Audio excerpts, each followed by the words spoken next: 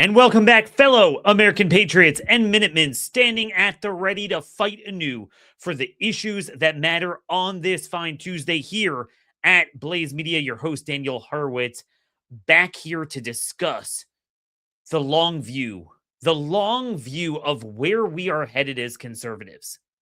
You see, the same party and leader who ran on representing the forgotten man has now become the female dog for big tech, the big surveillance state, and frankly, nothing but a bunch of Epstein elites.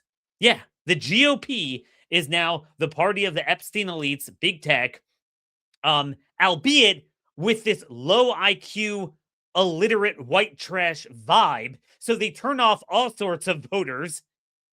Could we actually die on our own hills for once? I mean, that's the question here. Could we, if we're going to get crushed in an election, which Republicans have now lost every special election imaginable by massive margins, could we actually die on our own hills? But you know what? If we would actually die on our own hills, perhaps we wouldn't die. If we would have a consistent message for free and fair markets, for reducing spending, for reducing inflation, articulating it, putting the American worker first, then perhaps you wouldn't get crushed. But even if you did, you would accomplish something for that purpose. And moreover, you would at least be able to preserve red states. Now we're losing red states even in a general election. And even if the Republicans that wind up winning, because we've abolished primaries thanks to Trump, we get garbage Republicans.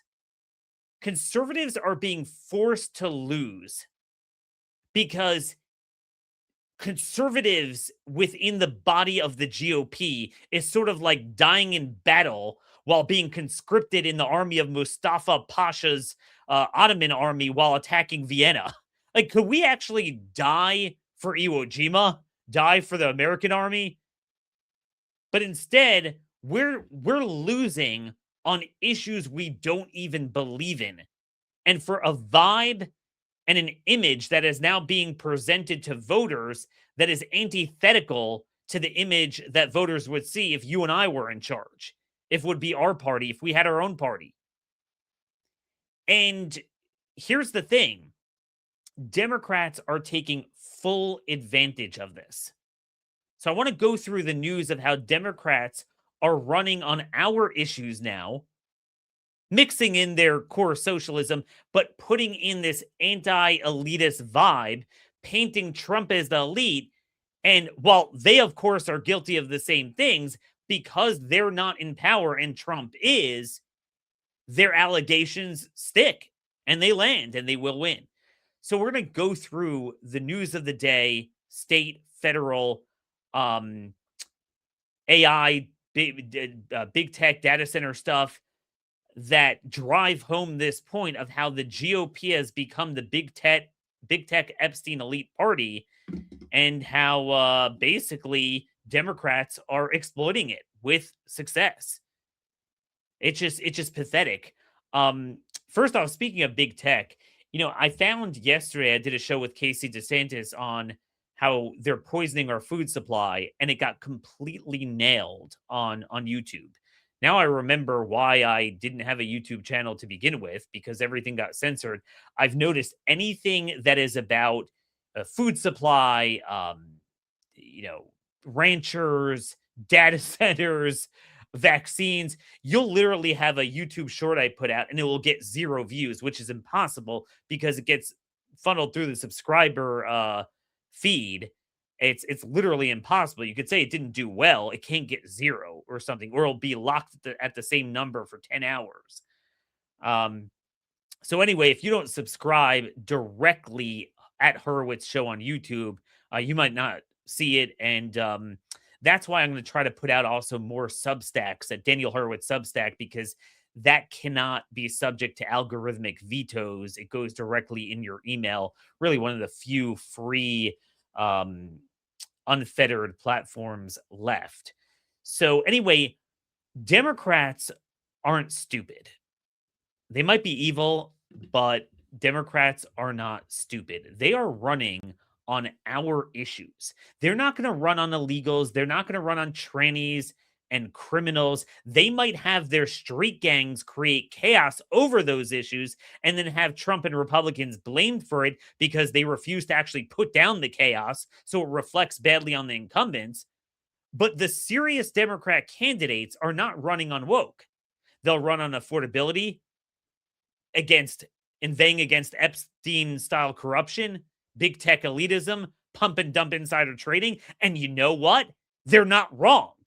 Although they're guilty of the same vices, but they're not wrong. And that's the problem. If it would be our message, our policy, say what you want about us, you couldn't stick us with it. So now you have a very consistent, very consistent trend of an uninterrupted stream of Republican losses showing a clear movement of roughly 15 points behind the scrimmage line. So Republicans are now losing by 15 points more than they should. And that factors in the quirks of special elections, meaning when Republicans are taken by surprise and they don't engage and they don't turn out, then we're finding they lose by 25, 30. The 15 is consistent throughout all the different types of elections. And it's also consistent with the polling on the regular midterm elections. The states that Trump won by roughly 13, 15 points are now in play. Alaska, Ohio, and Iowa. Forget about Georgia and Arizona. They're gone. So yet another poll, YouGov poll has Amy Action, the Democrat candidate for Ohio Senate, beating Vivek by 4 points in Ohio. So it's not just one poll now. This comes in the wake of polls showing the Democrat in Alaska ahead of the Republican as well. Again, that's about a 15-point underperformance. It's remarkably consistent. So you can't just say, oh, Republicans don't turn out. No, it's that Democrat turnout is like 100%, and all the independents are voting for the Democrats. So unless you have a very red area, you're going to lose every election. And by the way, Vivek is a classic example of what's wrong. So he becomes a social media star, then gets burnt by it, then leaves it, foisted upon us by Tucker because he appears on Tucker. So suddenly he is this big thing. And we abolished a primary because Trump endorsed him and we're left with a bunch of nothing. That's the vicious cycle we're in. So anyway, I want to start out by playing this video that a lot of you might have seen of Ossoff. He's the Georgia senator. And I've been warning about this all election season, how Democrats plan to run. Now, I understand Democrats are going to call everyone a bunch of, taking the money out of the poor and this and that. But don't think that their allegations and their campaign doesn't land better when it's actually truthful, irrespective of whether they are guilty of the same sins. But again, if you're the challenger and you're running against the incumbent and what you're saying is actually true, it's going to land. Take a listen to John Ossoff's critique of Trump and the Republicans. That MAGA was for working class Americans. You remember that? But this is a government of, by, and for the ultra rich. It is the wealthiest cabinet ever. This is the Epstein class ruling our country.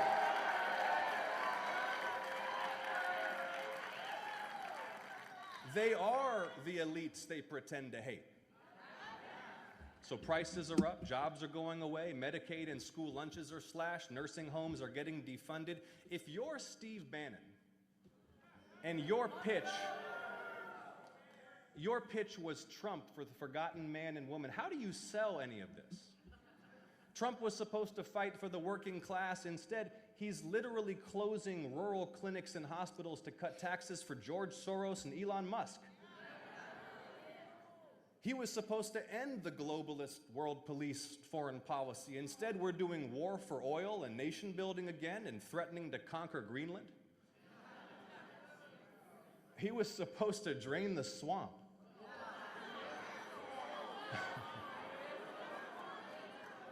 Instead, this is the most corrupt administration of all time, and everybody knows it. So, folks, you tell me how to rebut that. I mean, Democrats obviously are part of the same thing, but the reality is, yeah, they'll drop in their welfare programs, but here's the irony. We didn't even cut spending, but we're being blamed for it. But imagine if we had a party that was for the American worker against H-1B visas and the outsourcing and the big tech subsidies, and you didn't have people like Howard Lutnick and all these Epstein elites in an administration. Yeah, they'd run like they've been running for the last 100 years on all Republicans are, cutting programs for the poor. But we would be able to have a message. No, you're making people poor by creating the debt that does nothing but trap people into a vicious cycle of welfare dependency and unaffordability. But when, you do the stupid tax bill, which is the worst mix of like populism, but this is the aristo-populism, elitism and populism. So you have the bankruptcy and the subsidies that we have to throw money at people because we made things too expensive because we tilted the playing field towards the elites. Obviously, we're for a free and fair market. No subsidies, but no special favors. So we would have a message that would ring true. But under this administration, you've lost the moral high ground. The moral high ground, the economic high ground. What are you going to say?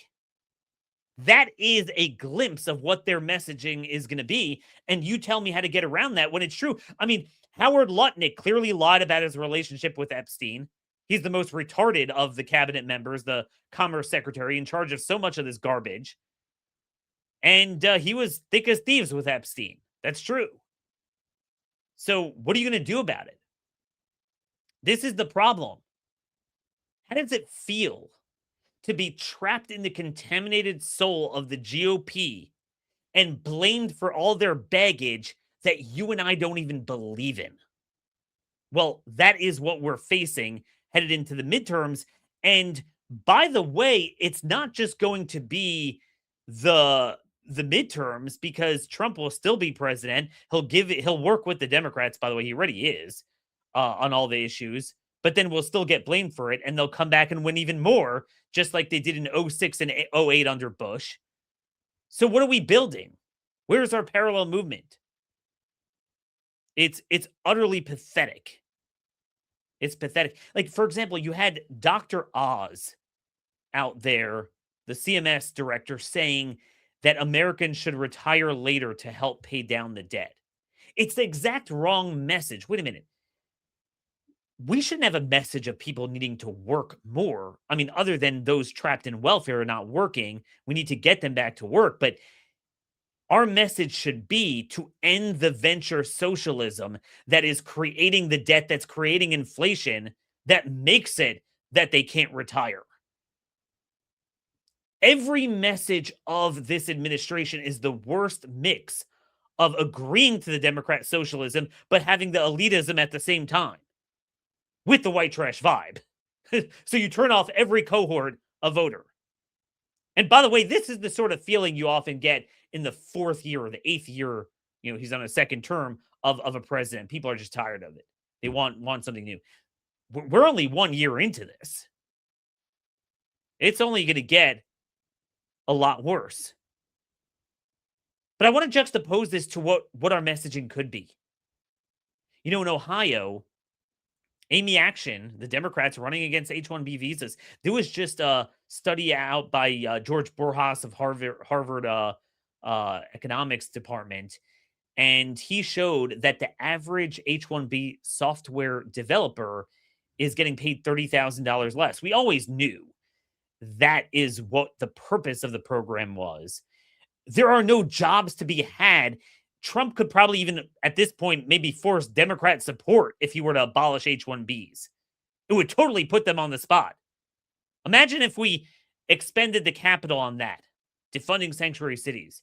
But no, we spent the capital on a stupid array of tariffs, but then bringing in more beef from Argentina to screw the ranchers, cutting deals with China, but then tariffing, China's opponents and adversaries. bring in more Chinese visas at a time when there's new reports out on the Chinese espionage of foreign students and those studying very sensitive technological fields. I mean, this stuff is very popular that we could have taken, these stances, but nothing. Instead, what sort of Republicans we have? We have Republicans like Mike DeWine promoting Haitian immigration. For that, I think we start losing people is when we're looking at people who are working hard every day. The Haitians in Springfield are one example of that. Under temporary protected status, they're here legally, and they're working. And what the employers have told me time and time again is we hired Haitians year, 2, 3 years ago, frankly, because we couldn't fill these jobs. And Springfield is actually, put my governor's hat on now, from the point of view of economic development, Springfield has been moving forward. Springfield is coming back. Part of the reason they've been able to come back is because of these Haitians. So here's the thing. If the key to economic success was importing the third world, then why isn't the third world performing so well? Why isn't Haiti a oasis of economic prosperity in the region if it's Haitians single-handedly keeping Ohio afloat, according to Governor DeWine? I mean, obviously, this entire thing is a fallacy. It's pathetic, but these are the Republicans we have. Now, some of you might say, well, yeah, those are the old RINOs. Yeah, but there was a primary in 2022, and there were a few candidates who wanted to run. One ultimately did, and Trump endorsed DeWine for a second term. He could have stayed out of that. So what do you want from me? It is what it is. So we're stuck with the worst of all. Purple states were crushed. Light red states turning blue. And deep red states will just have a bunch of RINOs there, corporate idiots, and we're worse off than we were 11 years ago. We're literally losing for nothing, for things we don't even believe in. Now, nowhere is this dynamic more evident than with data centers and big tech and the cloud-based data center, AGI, generative AI surveillance state, which is the only reason you would have data centers. That's the only thing they're good for, at least all these hyperscales. So Democrats are literally outflanking Republicans. We're literally losing elections because we are now the party of the Epstein elites and big tech to destroy American farmland, rural America. You saw Ossoff was talking about rural America. Now, yeah, he's demagoguing healthcare, but it only sticks. That would not land against a party with my messaging.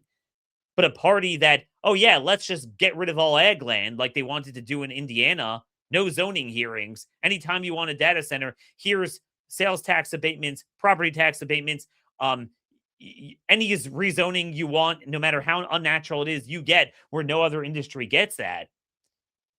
So look at this juxtaposition. New York State, a blue state, is now considering a 3-year moratorium on data centers.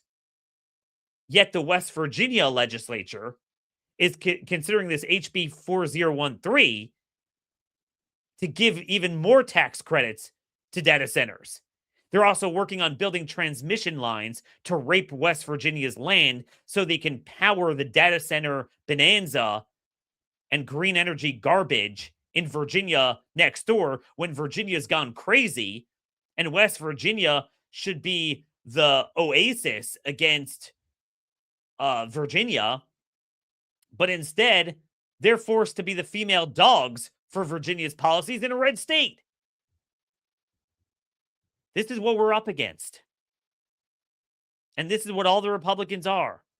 Clay Dobbs actually doesn't. Meanwhile, the same West Virginia legislature is struggling to get an E-Verify bill that actually has teeth in it passed. You know, that would certainly help in West Virginia. Like, imagine a bill, particularly in a state like West Virginia, to say, you know what, truck driving should be reserved for Americans. And all these devastating stories with foreign truck drivers killing people on the roads, not qualified to drive. It is saturated with illegal aliens.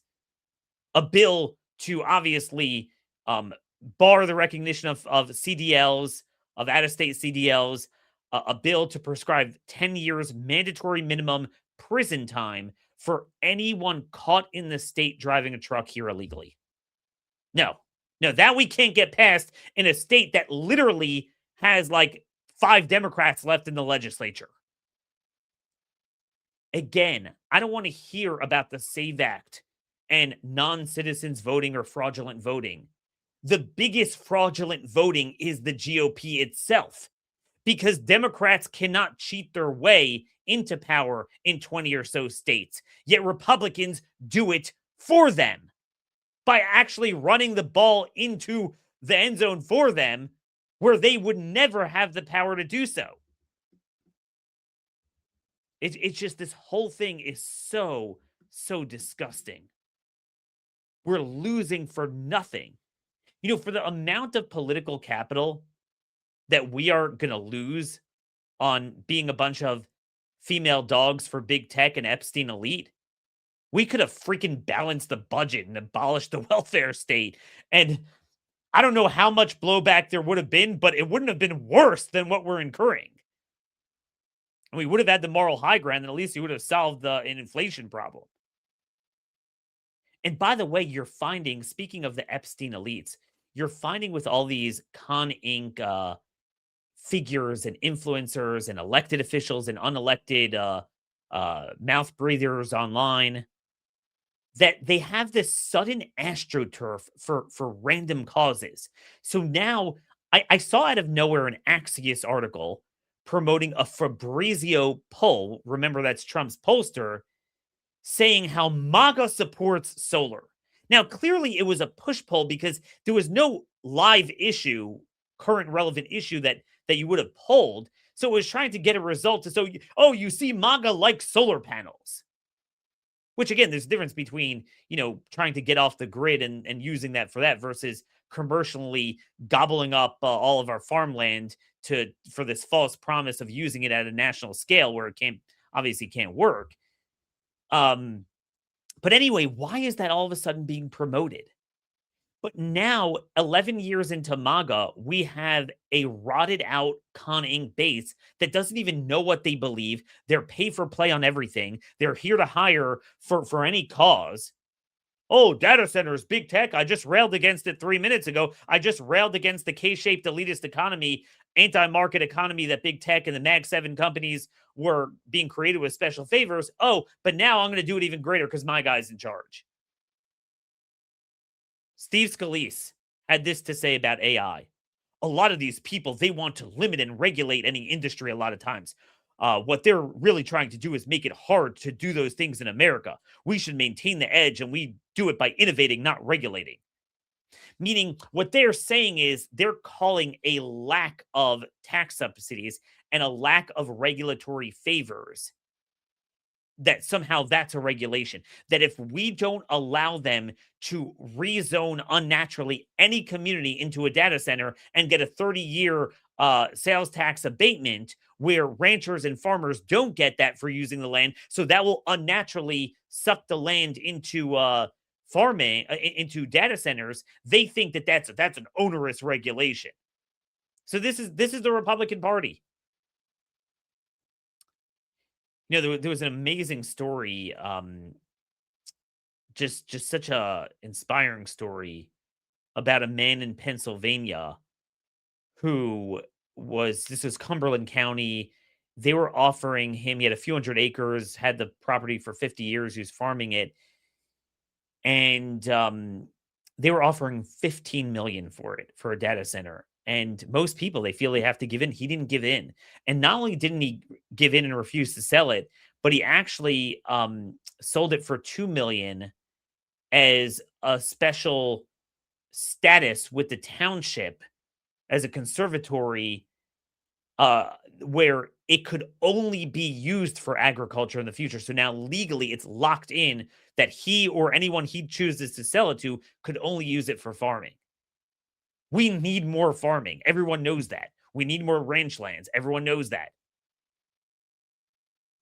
This is the biggest fight. It ties into power, land use, character of rural America. food, ranching, digital fentanyl, the surveillance state, big tech monopolies, everything we railed against, the Republican Party has now become exactly that. They have become the party of the Epstein elites. They have become the party of the big tech surveillance state. So what, we're now going to lose an election by allowing the Democrats to outflank us on things that we don't even believe in? I'm sorry, it's just pathetic. But I want you guys to know it doesn't have to be this way. It doesn't have to be this way. I want you to think of John Ossoff's speech against Trump and how well it's landing, and you see it in all the results. Again, I'm just telling you from a nerdy political science perspective, the data completely jives with roughly a 15-point recession. I don't think you understand what that means. That means across the board, Republicans would lose a bunch of state legislatures that they'd be shocked. Ones where they have super majorities, they'd have narrow majorities. And at this point, they're liable to lose the governorships of Iowa, Ohio, and Alaska if the trajectory doesn't change.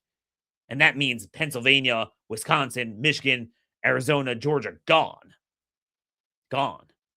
Who knows about Florida, depending on what buffoon they nominate there. So, speaking of Florida, it doesn't have to be this way. Imagine Ossoff's speech and how it would or wouldn't land if we had a message like DeSantis, who has been standing up to this. Okay? This is what we could have had for messaging. I'm going to try to skip through it. He had a whole roundtable on data centers and digital slop and what it's doing. None of that is free market. Again, because of the depreciation inherent in their hardware. Without the tax abatements, they could never build this model. So that means it's not viable. That's like green energy. That if your product can't persist and thrive on the same playing field as everyone else, it ought not to exist. Same thing with the vaccines. If Honda's vehicles, cars, and everything else are subject to liability if they kill people, and your thing is not, it cannot exist if it's subject to liability, then it ought not exist. But anyway, let's play. I'm just going to try to play a minute and a half or so of his messaging on data centers. We'll start maybe from about 55 seconds in. Take a listen. A handful of these. Okay, so I'm just gonna skip here. And these hyperscale data centers use as much power just to power the data centers as a city of 500,000 people. And it doesn't produce jobs because it takes like 10 people to run a data center. And these tech companies are usually just bringing in foreign workers on H-1B to do it. And so it's not even like they're hiring from your community. So, so that's now, maybe that's something that you just need to do because the society needs it, the economy. But just think, you have this much power that you're capable of generating. You have this much demand, right? And that's kind of where we are. If you double the demand, unless you also double the supply, prices are going to go up. That's just the way this stuff works. And some people talk, oh, there's no increase in electricity because of data centers. Like, no way. It defies the laws of economics. So unless you're producing more, if you're increasing demand exponentially, you are going to have individuals pay more. The cost is going to be higher. And I don't think there's very many people that want to have higher energy bills just so some chatbot can try to, corrupt some 13-year-old kid online. That is not what anybody is signing. So, folks, imagine if that were the party we had. That would be the messaging. That we should not have higher electricity bills, steal our land, steal our ag, higher prices for food, depleted quality of life, just so some 13-year-old could get corrupted by a chatbot. And it's also the surveillance state. I don't have time to get into that today, but the stuff with the flock surveillance cameras at these Home Depots and all over America now, red state, blue state, something needs to be done about that. Stuff has come out, obviously, about the Ring cameras from Amazon. Definitely don't get those. we're building this entire surveillance state. But imagine if DeSantis's riff there, that would be our messaging. So you don't have the baggage of the elites. He's not promoting socialism. See, this is what Republicans do. Then they want to just throw money at people because they feel bad. Well, how about you do neither? And he sounds smart. He sounds educated while doing it. So you don't give off that illiterate vibe that they've been giving off. I mean, if you sat down and tried to conjure up, how could I possibly accomplish the least for my stated cause and in fact negate it and do what's antithetical to campaigning for the forgotten American worker, the forgotten free and fair market, and lose every single demographic and incur all of the political liabilities? Frankly, I don't know how you could have done a better job than what Trump and the GOP has been doing the last 13 months, incurring all the liabilities of this image of being Epstein elites and big tech female dogs while losing everyone and losing the economy. It truly is a marvel. It truly is talent on loan from God, as Rush used to say. But that's where we are. This data center issue, it's unreal. Now, look, we know that the minute Democrats take power, they'll be back with them. They'll be back with big tech. But they're not stupid, and they're running on it. They are running on that that same message, and frankly, they're. And by the way, I want to read to you an article that I think really embodies this failure of generative AI to actually do what it's purported to do. First of all, there's stories out there where a lot of companies are having to rehire people because the promise from the big AI companies that somehow, oh, you could reduce your labor force with this is not true. Because again, what these chatbots do is, okay, present me a database of this. And it goes through the steps and it has the sort of outer trappings of that product that you're looking for. But the difference between the outer trappings and something that is actually what you need is the difference between everything. At first glance, it seems like, oh, you press a button and it's amazing. It does everything. But then when you look at it, it's like, oh, it's just good enough. I guess I got to soldier on. I already did this. And then you soldier on, and then you realize you got to start from scratch again. This is not working for you. So anyway, this is from Lance Whitney, a writer at ZDNet.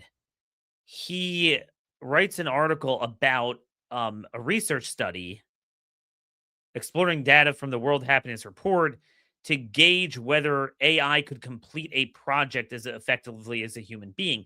And they found that at freelance tasks, AI, like ChatGPT and Gemini, things like that, they failed at freelance tasks 97% of the time. These were things, they were given tasks like build an interactive dashboard for exploring world data, create 3D animations to showcase the features of a new earbud design, create a 2D animated video advertising and offerings of free services company, develop architectural plans for, a certain type of home, build a brewing themed version of the watermelon game, format a paper using the provided features and equations for an IEEE conference, right? I mean, things that you would think we're told it could do. And, they had individuals complete this as real humans, as a control group. And then they tested each one with models like Manus, Grok, Sonnet, GPT, and Gemini. And while AI systems have saturated many existing benchmarks, we find that state-of-the-art AI agents perform near the floor on RLI, the best performing model. The best model achieves an automation rate of only 2.5%. So it failed 97.5%. And that the best one was Manus. Some of them like ChatGPT and Gemini, came in 1% under that. One of the researchers, Dan Hendricks, posted on Twitter about this, and he acknowledged that while AIs are smart, they're not yet that useful at an overall automation rate of less than 3%. and explaining why he said that their capabilities are deficient because they don't learn on the job. They don't possess that long-term memory storage. And also, AI's visual abilities are limited. It's a skill required to perform a number of tasks. So that's the thing. If you're telling me that we need to destroy our farmland and have higher, food prices, water, power for sure, just to create a surveillance state, I mean, you wouldn't do that. It just creates atrophy of the brain without actually accomplishing things. I am all for efficiencies. The problem is this is the most elusive, dishonest form of accomplishment. It's the worst of everything. And another point on this is that with this whole circular logic, we're all told we have to do this to beat China, even though China's not building all these hyperscales.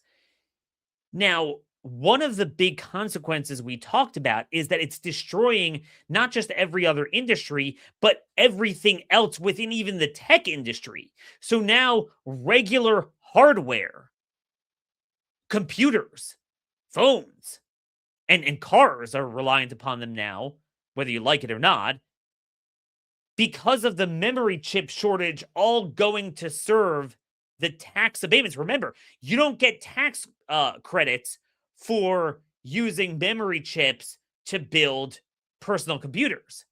You do get them for data centers. Well, money makes the world go round. That's classic venture socialism, that you unnaturally steer capital to where it wouldn't otherwise go. Same thing holds true for when you create unnatural favors for these companies where you could have, whatever you want rezoning, even if it's unnatural and harmful. So companies don't have memory chips to create computers, phones, and cars. Do you know where they're turning for these memory chips now? They're actually turning to China for those memory chips.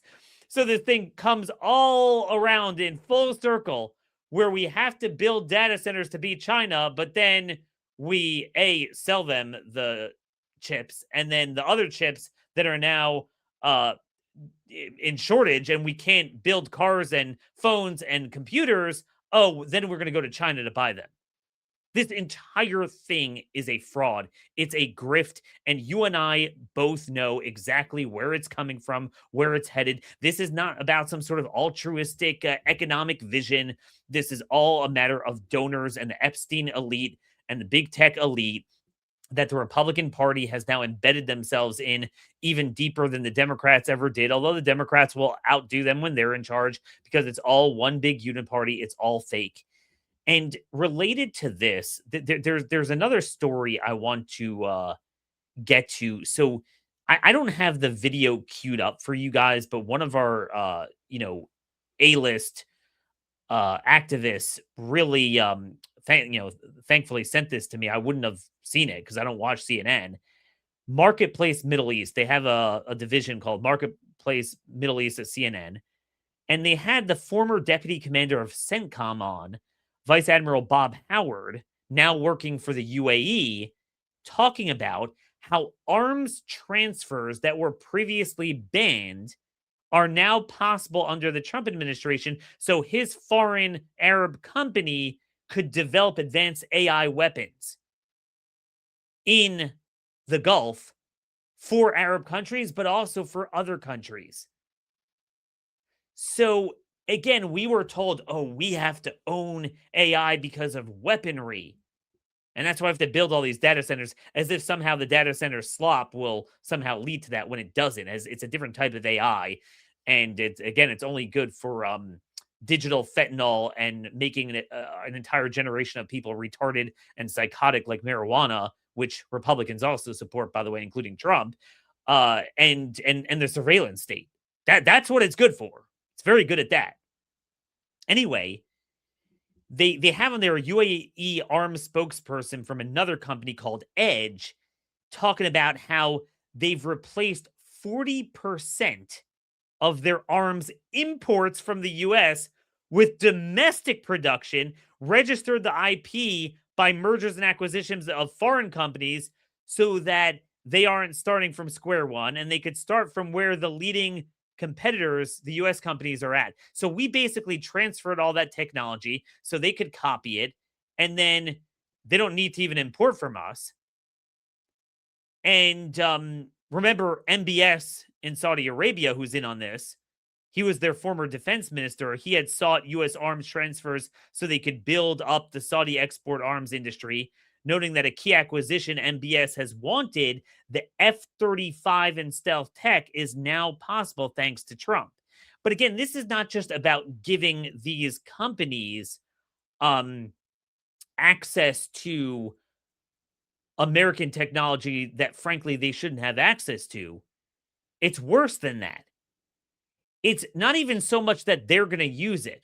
Remember how I said to you, I was like, why does Qatar need all these weapons that, we want to transfer, and then Republicans in Congress voted down an amendment to try to ban that transfer? Why do they need it?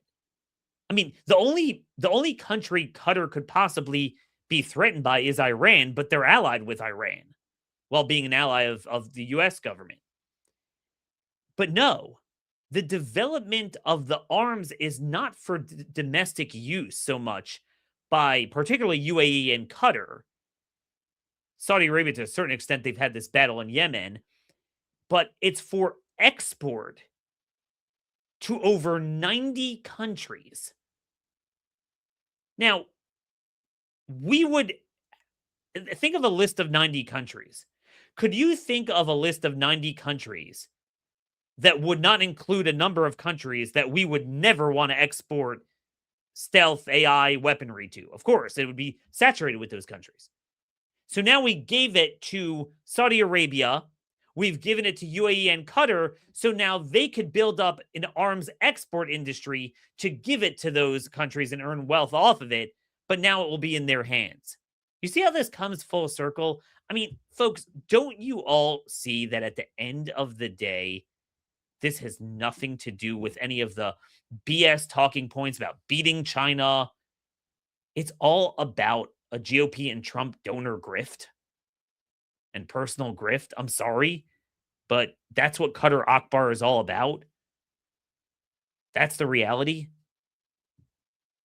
I know it's not politically correct on the right to say this, but the voters get it, and we don't believe in it. So why should we have that baggage attached to us when we viscerally oppose it? It's the same reason why Trump is so into Chinese visas. If you're trying to beat China, okay, if we're going to, pay higher utility rates and crush all of our farms, build a surveillance state because we feel that that's the way to beat China, well, then the last thing you would do is invite a bunch of Chinese students that are all members of the CCP. There's a new report out. I might want to have the author on the show soon. An old friend of mine, Tom Jones, put out a whole report validating everything we knew until now. You don't just come as some random person to study technology in an American university and you're just some random Chinese dissident. No, you're part of the CCP and it's orchestrated. I mean, that's been their 1,000 Talents program forever. And we just do it through the front door. Oh yeah, we're developing all these technology. How much do you want to bet that we have Chinese spies working on it because they're here on visas? Okay. Why do you think China has been eating our lunch the last 2 decades? Okay, why do you think it is? Is it because we haven't had enough innovation and enough forethought in technology to try to joust with them technologically, economically, and beat them? No, it's because we have had Republican and Democrat administrations that are a bunch of bloodsuckers and sell out to them so they can grift off of it. And so the Chinese can go and be a bunch of scavengers and steal it. Do you think that has changed under this administration? Has gotten better, the same, or worse? I'll leave you to answer that question because I think I know the answer. But anyway, after all this, So what's Trump's message? This was an interview he did with Larry Kudlow on Fox Business. Take a listen here. Get the word out. That's why I love doing an interview. We get the word out. But so you ask a question. In 50 years, a president that's won, even a popular president, somebody that's done well. I'm popular and I've done well. I mean, I think we have the greatest economy actually ever in history. Now we have the hottest country anywhere in the world. That's said by everybody. We have the hottest country in the world. I guess I have to sell that because we should win in a landslide, and we'll do everything we can to do it. So there you have it, folks. We're going to win in a landslide. I honestly believe he thinks that. He actually does believe that. This is the best economy ever. There's nothing in the economy that is built on a free market. It is all built upon, at a minimum, and really before, but certainly since the great financial crisis, everything that Congress, the Federal Reserve, has done to create artificial monopolies and the cascading effects of all of that is not free market. It's nothing that we should be defending. Nothing about this economy is what we believe in. But now we're going to own it and lose because of it. What is our plan to rebuild a parallel movement that's not aristopopulist, that you run as a bunch of Epstein and big tech elites, but then, oh, here's a bunch of spending and socialism, another $8 billion for HUD programs. We'll talk about HUD tomorrow and housing, the communist bill that they're passing today. It's crazy. Nothing is changing. And by the way, you know why nothing changes? There's an article out here, I'm trying to find it, from the New York Times, on Katie Britt. She's a senator from Alabama and is the embodiment of the red state rhino. The title of the article is "The GOP Senator Who Can't Stop Thinking About the 5-year-old boy," basically the boy that was locked up, by ICE.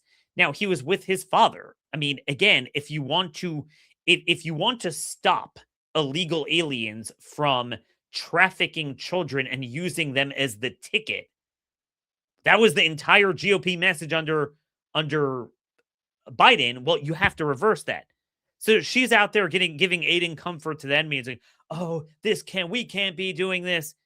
This was another Trump load of feces bomb that he bombed us with in Alabama. We had Mo Brooks. We had better candidates. But Trump turned on him like he does everyone and endorsed this like complete Democrat. Nobody in Alabama conservative politics wanted her. And Con Inc. and all my colleagues, they stood by idly. They stood by idly. Everything that they railed against in terms of the type of people we elect in primaries, the type of industries that the GOP is beholden to, the pay for play, the surveillance state, big tech, this. Now they're stone silent. Now, again, let me ask you something. Is it better or worse if it's your leader, the leader that commands the respect of your entire voter populace, supports bad policies that you don't agree with, or if it's someone else's person doing it? Of course, it's worse when it's your guy doing it, because A, it taints you. Now you have that baggage, but B, it also makes it that you have no agency to fight it, because how do we fight it? Normally, Democrats do this stuff. Our side screams bloody murder. And in a democratic republic, it's hard to get stuff done that's truly transformational without the buy-in of the other party. It's something you guys need to understand about the uniparty. In modern day democracies, you ultimately need buy-in from both parties 95% of the time, either at least tacitly. If they don't do it blatantly, it's kind of a shell game, in order to get transformational things passed. Because the bottom line is the other side's going to own it. They don't want the ownership. They'll get crushed in the next election and rinse and repeat. So they need Republican buy-in for all the stuff they do, and Republicans are more than happy to give it to them. So how is it that we still have people like this? I don't know. By the way, one more thing I just want to get to. I just saw people talking about this yesterday. Trump appointed Carrie Prejean Bolin. She was a Miss California beauty pageant leader that had one of her moments in the sun years ago, and then we exalt them as some great conservative thinker. She was appointed to the Presidential Commission on Religious Liberty. She showed up to the meeting with a Palestinian flag lapel and talking about how the Palestinian genocide. How does that happen? So this is what we stand for. The answer is we don't know what the hell we stand for. I mean, I know what I stand for. I stand for the same things I stood my whole life. You know, so when Trump started doing the very things we complained about Mitch McConnell doing, to me it was even worse because Mitch McConnell never held sway over the hardcore base like Trump does. He can never veto our nominees. So do we need to be louder or more obsequious and quieter than we were when McConnell did? Of course we need to be louder. But my colleagues, you got the algorithms. And that's the thing. Look, say what you want about my content, but there's two things you can't take away from me. You can't accuse it of not being original, and you can't say it is not inflammatory and hardcore and, controversial. So on paper, that should do very well on social media. Yet I have failed at every social media platform. Except for you guys, the core audience that's been with me. Every time I try to open up a channel of this, a YouTube, that, it goes nowhere. And it makes no sense because if nothing else, it would stir up a lot of controversy. But the answer is nothing about it is in the algorithms. And even the few issues where other people who say it do get in the algorithms, the last thing they want is a consistent, smart, articulate, driven conservative with a plan. And that's why they didn't want DeSantis. They want straw men, illiterate losers injected with digital fentanyl as the leaders of the right. And you know what? They got it. They got it. And that's why they promote them. That's why they censor them. I have never gotten anywhere, no matter how controversial my stuff is. I'm not even big enough to be attacked. And that's fine. I don't care. I'm just telling you, that shows me there's a reason that certain right-leaning voices, whether they're the more traditional establishment types, like the top people on the iTunes list, or if it's the Nick Fuentes types that are the newer so-called anti-establishment, but they're just a bunch of retards and degenerates. There's a reason everyone's heard of them, but they haven't heard of me. Okay? There is a reason. If you just look at the sheer volume of my content on every major issue in a unique, passionate, inflammatory way for 15 years, there's a reason you don't know about it unless you were clued into the show. And that's why I need you guys, if you guys, wanted to spread the word, send this show to every one of your friends and relatives, not just the iTunes, but the video component, Horowitz show on YouTube to subscribe. That is the only way you're going to directly see it. And even people, friends of yours who are like, I don't like Republicans. Well, this is something different. Maybe you would like this. Frankly, if we had a party around this messaging, we do a lot better. But anyway, send me your comments, questions, concerns to Daniel Horowitz at startmail.com. Make sure to subscribe to our Substack. I'll have another digest coming out tomorrow morning on Substack. Trying to do more of it. It's just trying to get time. Till tomorrow. God bless y'all. Thank you for listening. Micah 6'8".